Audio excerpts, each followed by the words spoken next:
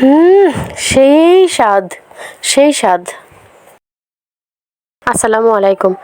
কেমন আছেন আপনারা সবাই? আমিও ভালো আছি।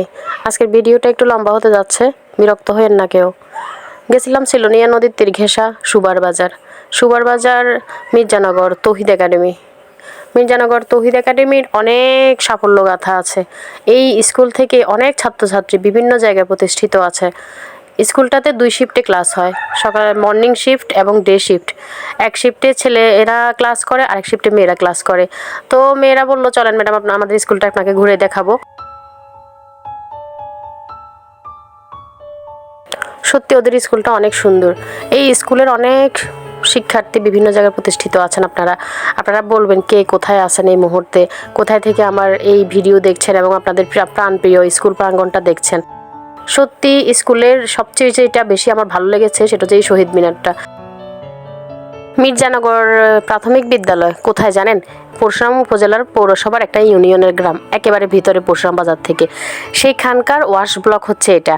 এত ঝকঝকে চকচকে পরিষ্কার পরিচ্ছন্ন ওয়াশ ব্লক, এটা আসলে কল্পনাও করা যায় না। বিশেষ করে বাংলাদেশে কল্পনা করা যায় না। অনেকে বলতে পারেন এখন এখানে সব প্রাইমারিতে এরকম আছে, কিন্তু যারা আজ থেকে 20 বছর আগেও প্রাইমারিতে পড়াশোনা করেছে তারা জানে প্রাইমারি স্কুলের বাথরুমের অবস্থা কী ছিল এবং প্রাইমারি স্কুলের বাথরুমগুলোতে যেতে বাচ্চাদের কেমন লাগতো। আমার কাছে এই স্কুলটাতে আমি যতবার গিয়েছি ততবারই আমার এই বিষয়গুলো খুবই ভালো লেগেছে। একটা পরিষ্কার পরিচ্ছন্ন প্রতিষ্ঠান।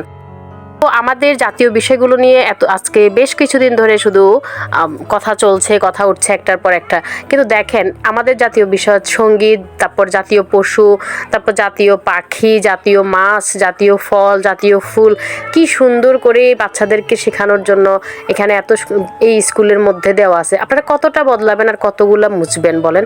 একটা জিনিস যখন বদলাতে যায়, একটা দেশের ভৌগোলিক বিষয় নিয়েও এখানে প্রশ্ন উঠে যায়।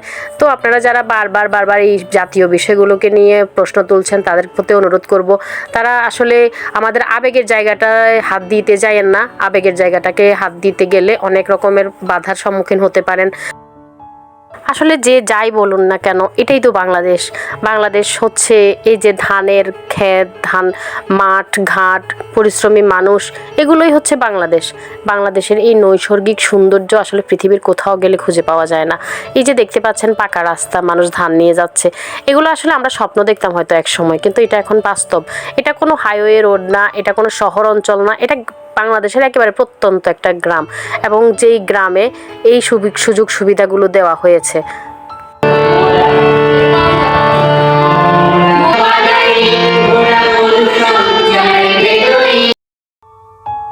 মির্জানগর প্রাইমারি স্কুল এবং মির্জানগর তৌহিদ একাডেমি দুটোতেই ক্লাস শেষ করে বাসার দিকে রওনা দিয়েছি।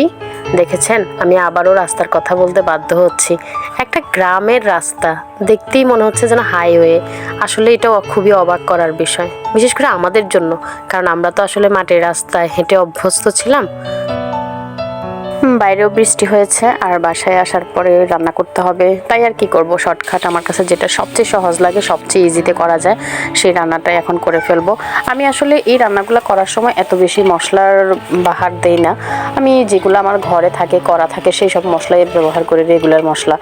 তো এইসব মশলা দিয়ে শর্টকাটে রান্না করা যায়। একটু টমেটো, একটু আলু, একটু এলাচ, লং, তেজপাতা, ধনিয়া পাতা, এইগুলো দিয়ে হচ্ছে যে কোনো রকম একটু মাংস রান্না করে ফেলেছি। আর মাংসটা রান্না করার শেষ করেই কড়াইতে একটু পোলাও রান্না করলাম। পোলাও রান্না করার পরে উনি বললো যে একসাথ করে ফেলো, তো আর কি পোলাওয়ে আর মাংসে একসাথ করে সুন্দর করে রেখে দিলাম। একটু বিরিয়ানির মশলা দিয়ে দিয়েছি, ব্যাস হয়ে গেল বিরিয়ানি।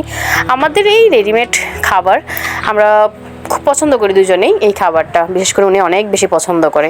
তো ভালো থাকবেন সবাই, আমার জন্য দোয়া করবেন। আসসালামু আলাইকুম।